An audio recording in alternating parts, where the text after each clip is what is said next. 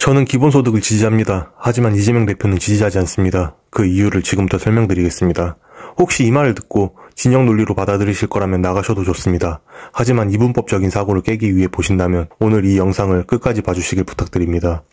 기술의 발달은 노동력과 생산성의 균형을 무너뜨리고 있습니다.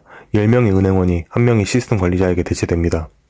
10명의 택시기사가 1명의 상담원에게 대체됩니다. 10명의 계산원이 1명의 키오스크 관리자에게 대체됩니다. 이건 예측이 아니라 이미 우리 눈앞에서 일어나고 있는 현실입니다. 실업률은 치솟을 가능성이 높고 기업은 그만큼 이익을 얻게 됩니다. 문제는 여기서 시작됩니다. 과연 이 변화의 피해는 누가 감당해야 할까요? 어떤 사람은 이렇게 말합니다. 변화에 대비하지 못한 사람 잘못이다. 그 말 그럴싸해 보입니다. 하지만 제가 묻고 싶은 건 이겁니다. 당신은 대비할 자신이 있습니까? 당신은 인공지능이 당신의 일자리를 가져간 그날 담담하게 스스로를 탓하며 받아들일 수 있습니까? 그리고 기술에 낙오된 수많은 사람들의 분노를 당신은 감당할 수 있습니까? 저는 없습니다. 그래서 저는 기본소득을 지지합니다. 그 누구도 인간다움을 뺏겨서는 안 되기 때문입니다. 그 누구도 구조적 변화의 피해자가 되어서는 안 되기 때문입니다.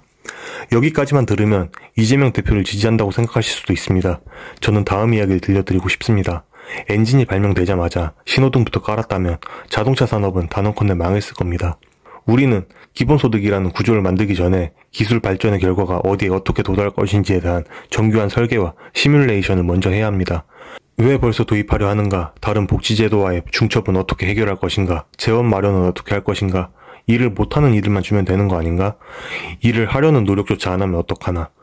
이재명 대표는 이 질문들에 대해 실질적인 설계를 내놓지 않았습니다. 지지하는 여러분도 반대하는 여러분도 강력하게 요구한 적이 없기 때문입니다. 물론 이재명 대표의 기본소득은 저처럼 기술 기반의 문제의식보다는 기회의 불평등, 자산격차 같은 사회 구조적 불균형을 바로잡기 위한 접근입니다. 저는 그 문제의식에도 상당 부분 공감합니다. 다만 그 문제를 해결하기 위해서라도 기본소득은 지금이 아니라 더 신중하고 정교한 방식으로 접근돼야 한다고 생각합니다. 설계 없는 도입은 좋은 제도까지 망가뜨릴 수 있기 때문입니다.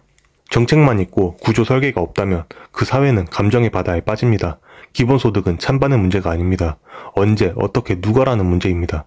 시기상조인 기본소득은 사회적 신뢰를 망가뜨리고 정치적 갈등만 증폭시킬 수 있습니다. 그리고 그 결과는 기본소득 자체에 대한 회의감입니다. 진짜 필요한 시기에 국민들이 그 제도를 거부하게 될 수도 있습니다. 그래서 저는 지금 반대합니다. 지금 이 시점에서의 기본소득은 너무 이릅니다.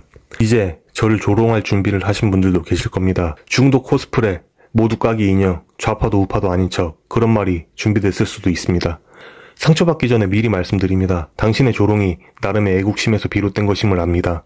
하지만 그 조롱은 저를 매국노로 만들 수 없습니다. 그리고 마지막으로 당부드립니다. 조롱으로 신념을 지키고 싶다면 그 신념의 무게도 당신이 지어야 합니다. 저는 논리적 비판은 언제든지 환영합니다. 이 영상을 만든 목적도 동의가 아니라 사유에 있습니다. 같이 생각할 준비가 된 사람들끼리 서로 설득하고 싶습니다. 저는 진영의 감정을 이야기하는 게 아닙니다. 기본소득은 필요합니다. 하지만 지금은 아닙니다. 이 영상이 당신의 믿음을 흔들었다면 그건 우리 사회가 다시 한번 생각해야 한다는 신호일지도 모릅니다. 혹시 그래서 네가 생각하는 대책은 뭔데?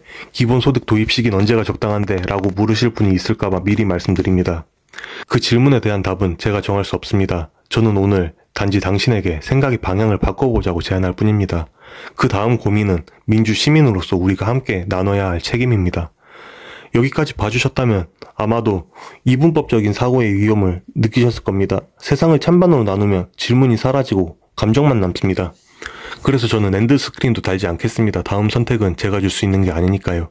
혹시 점수투표제라는 걸 모르신다면 잠깐만 생각해 보셨으면 합니다. 선거에서 더 이상 우리는 선택이 아닌 평가를 할 수 있게 됩니다. 알고리즘이 아닌 당신의 검색으로 점수투표제에 도달하길 바랍니다. 감사합니다.